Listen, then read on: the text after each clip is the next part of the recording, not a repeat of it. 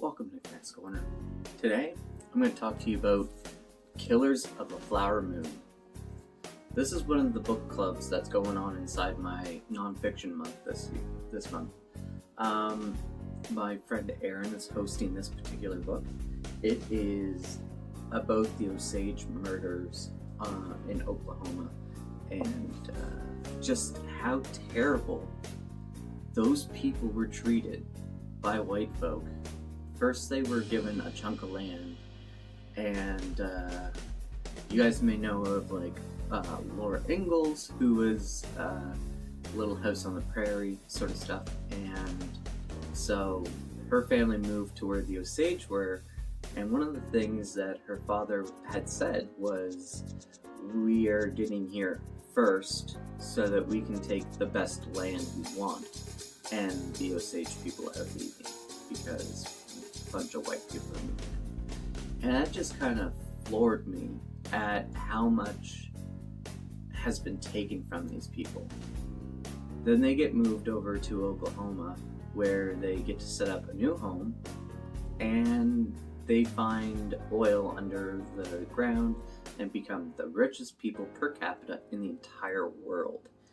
And people at that point in time still did not think that they were worthy of having the money. And of course, the murders started happening, and it was an act of almost genocide on the Osage people, just for existing, for being rich, and the problem was they became rich on the land that they were being forced onto. And after they were forced onto it, the white people did not want them there because now they're rich. Why did we make them go there? We want this land back to become rich ourselves.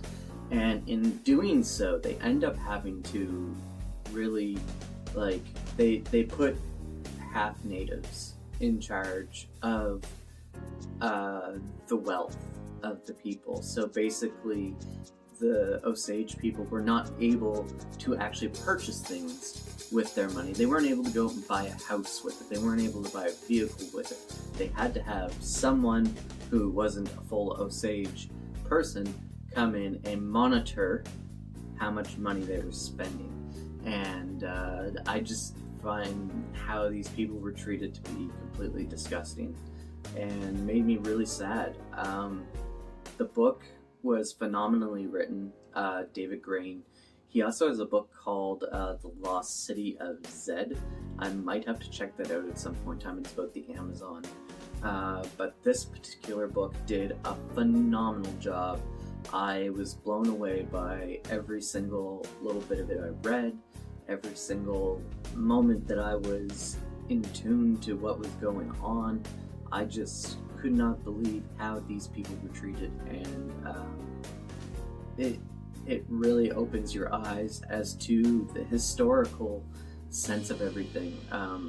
Where we stand today, what do we have that, is the product of the people who were here before the Europeans ever showed up. I personally come from Nova Scotia. We have all kinds of areas around here that are built up by the Mi'kmaq. There is lots of names around here that still exist: Shubenacadie, Kejimkujik, Musquodoboit, things like that. There are all kinds of words that we still use around here. We haven't wiped out every single bit of their culture here, like what happened over there, where the culture was really starting to get eaten away by the white people. They wanted your schooling to be white people education. They wanted your religion to be Christianity, essentially. There was a lot of things that they were made to be absorbed into our society, but they don't get to keep any of their own history. They don't get to keep their own, they don't get to keep their heritage, and that was something that really made me sad. But yeah, this book is a wild ride when you read it. It reads like a fiction book, but it's not.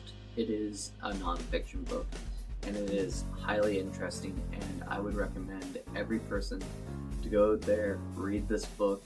If you want a reason to read it and you don't think that just reading it is going to be interesting enough for you, they are making a movie on it. Martin Scorsese is going to be directing, and there are some high-class actors that are going to be involved as well. So you can always try to pick up the book and read it before the movie comes out. Or watch the movie, but know that the narrative might be twisted. Highly recommend checking this out. Thank you so much, everyone, for coming to the corner, and I hope you're doing well, and we'll talk to you later.